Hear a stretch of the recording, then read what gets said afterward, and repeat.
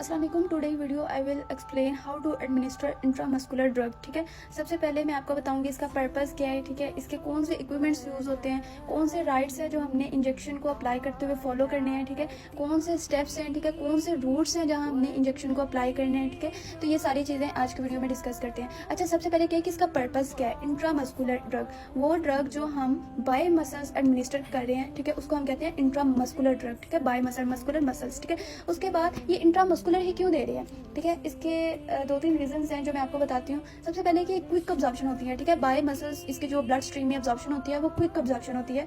ठीक है, अगर हम इंट्रामस्कुलर बाय सबक्यूटेनियस दे रहे हैं तो मे बी वेन्स इरिटेट कर जाए। ठीक है, वेन्स को इरिटेशन हो, सूट ना करे। ठीक है, ओरल दे रहे हैं, may be digestive system destroy हो जाए, इसलिए इंट्रामस्कुलर ड्रग को बाय मसल्स एडमिनिस्टर किया जाता है ताकि रैपिड ऑब्जॉर्प्शन हो अराउंड अबाउट 30 मिनट्स में। ठीक है, ओके। उसके बाद कौन से सबसे पहले 7 राइट्स हैं जो हमने ड्रग को एडमिनिस्टर करते हुए फॉलो करने हैं। सबसे पहले क्या है, राइट मेडिकेशन हमें पता होनी चाहिए। उसके बाद आपने इक्विपमेंट्स कौन से यूज़ करने हैं। ठीक है, इसमें मेडिकेशन कार्ड है, एमआर शीट है, फिजिशियंस के ऑर्डर है, वाइल या एम्प्यूल। ठीक है, अगर वाइल है तो वाइल, एम्प्यूल है एम्प्यूल। ठीक है, filer if ampoule is not scored. अब इधर मैं आपको बताती हूँ। ठीक है, जो एम्प्यूल होता है ना वो प्री स्कोर्ड हुआ होता है, मतलब उसकी जो नेक होती है ना वो वीकेंड होनी चाहिए। लेकिन अगर वो जो है वो स्कोर्ड नहीं है, प्री स्कोर्ड मतलब नहीं है, तो उसको हमने स्कोर्ड करना है फाइलर के साथ। ठीक है, मेन उसको उसके साथ हमने ब्रेक करना है ताकि इजीली उसकी ओपनिंग हो सके। ठीक है, उसके बाद क्या है, small size gauze piece, spirit swabs या जिसको अल्कोहल स्वैप्स। ठीक है, उसके बाद needle and syringes of appropriate sizes. ठीक है, ओके। नाउ अब है हमारे पास डेंजर बॉक्स। डेंजर बॉक्स क्या होता है कि जब आपने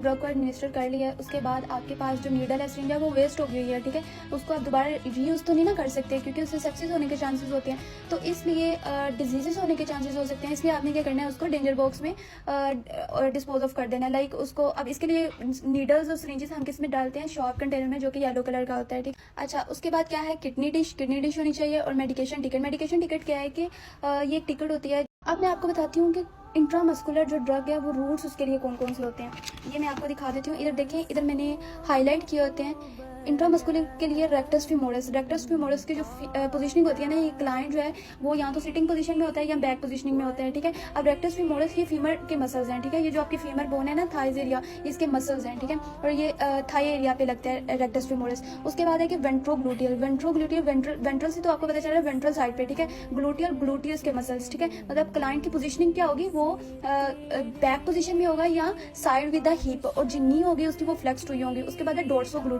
डोर्सोग्लूटियस में पेशेंट प्रोन पोजीशन में होता है। ठीक है, with the upper leg flexed at knee and thigh. और जो डेल्टोइड जो है ये अपर आर्म्स के मसल्स होते हैं। ठीक है, ये क्लाइंट जो है वो सिटिंग पोजीशन में होता है या लाइंग पोजीशन में होता है with the upper arm flexed.